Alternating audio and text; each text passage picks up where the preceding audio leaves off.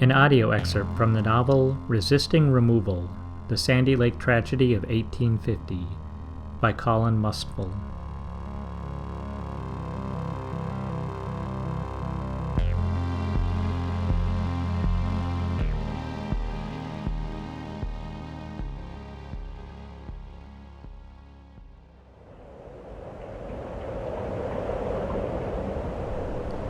The following day, when the sun had risen over the trees and the air was clear and rigid, the men gathered around the ashes of the former storehouse. Muckwa was nowhere to be found. At first glance, all that remained of the storehouse was a charred and disjointed frame above a heap of soot and ash. Among its backdrop of clear blue winter sky and pure white January snow, the black hole that once enclosed precious belongings looked uncomfortably beautiful, like a shipwreck upon a mountaintop. The men slowly made their way within the ruins, hoping to find silver coins that remained intact despite the furious fire. With sticks in hand, they forced aside piles of ash and former implements of utility, now just whispers of their former shape. Every corner was searched, every crevice was revealed, but they scraped and scratched in vain. All that was found in that ruin in the shape of metal were 2 50-cent silver pieces. "Our payment was never delivered here," one man, covered head to toe in soot, declared in frustration. "We would have found it among the ashes. Coins do not melt in fire." By this time a great crowd had gathered. It was not only those who had come to collect their goods, but also those Mississippi Ojibwe from Crow Wing. Even those settlers living nearby came to witness a commotion created by the destructive flames.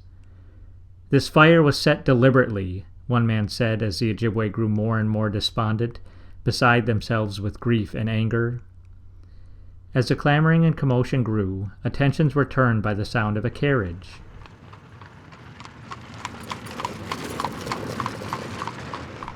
The carriage stopped abruptly and was accompanied by a dozen soldiers. The Ojibwe men quieted as they looked with curiosity at the carriage. Then, the door pushed open and out stepped Agent Watrous. Quickly, the soldiers dismounted and surrounded the agent, giving him only enough room to leave his view unobstructed. Agent Watrous looked at the men as he straightened his hat and then began walking towards the remains of the storehouse. The soldiers followed. The agent strolled casually toward the ashes, calm and collected from within his brigade of well-trained, disciplined soldiers. As he examined the former structure, men continued to shout insults, but the agent ignored them.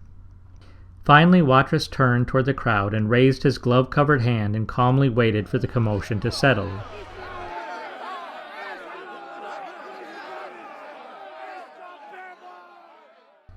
"Unfortunate," he said.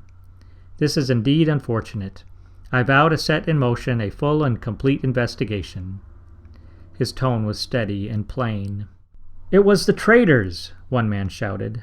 Then another man shouted. Then another, until the shouts were so numerous that they could no longer be distinguished from each other.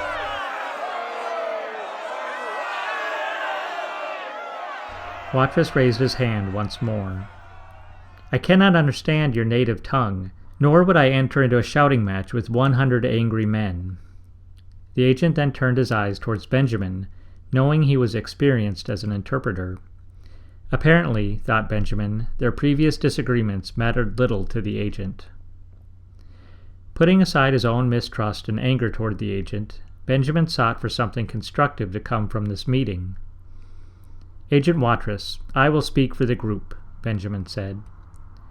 "Very well." Agent Watrous shuffled forward, out from the shadow of the bayonets that had guarded him. "I see no reason for the disgruntled nature of these men.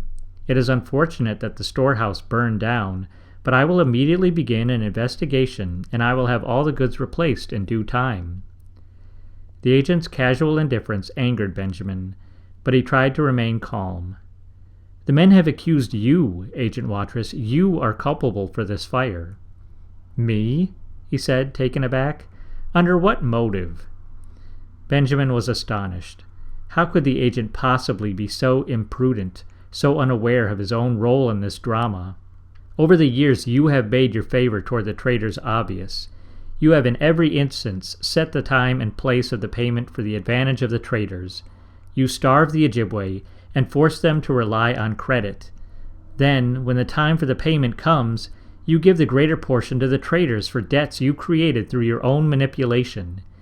Even the goods and implements are given away and then resold to the Ojibwe, to whom they rightfully belonged. We are not so blind to your ways. That is why we came here today in the dead of winter. We did not want to lose our goods to the traders.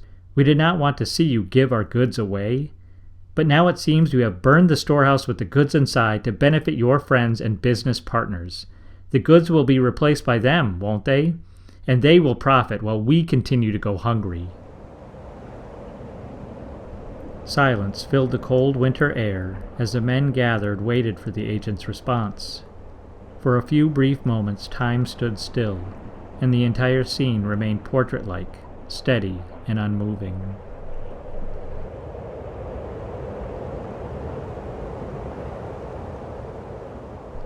The agent stepped forward, out from the shadow of his guard.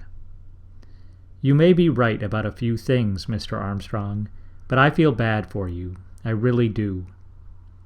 The agent paused and took a few more steps forward so that the two men were now face to face. "I know of your attempts to prevent my return, your efforts to convince legislators to remove their favor from me, but it matters not what you accomplish. In the end, there is only one outcome for the native, whether you accept it or not. I will be followed by others like me, and they will be followed by others like them, all marching toward progress in the name of profit under the flag of the United States. It is inevitable. It is the destiny of this great nation." Despite his anger, Benjamin remained calm. "You are wrong," he said. "No inevitability will ever be met with silent acceptance. No injustice will go unpunished. Some day the world will know what happened here." "And then what?" Watrous said coolly. "Do you expect the progress to stop?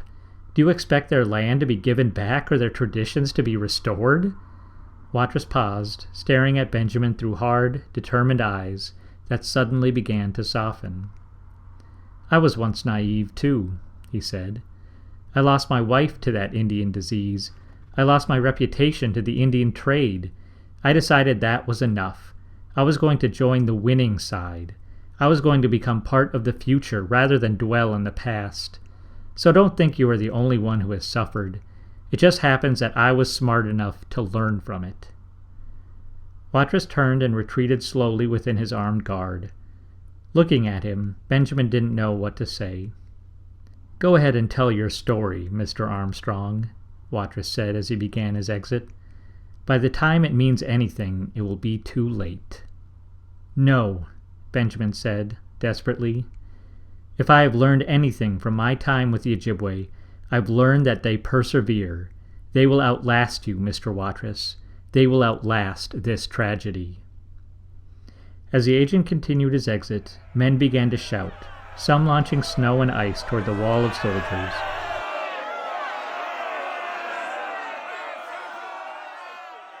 Then Agent Watrous paused, turned toward Benjamin, and took one last look at the people he had forsaken. His eyes finding Benjamin's, he tipped his cap and then continued on like it was just an ordinary day.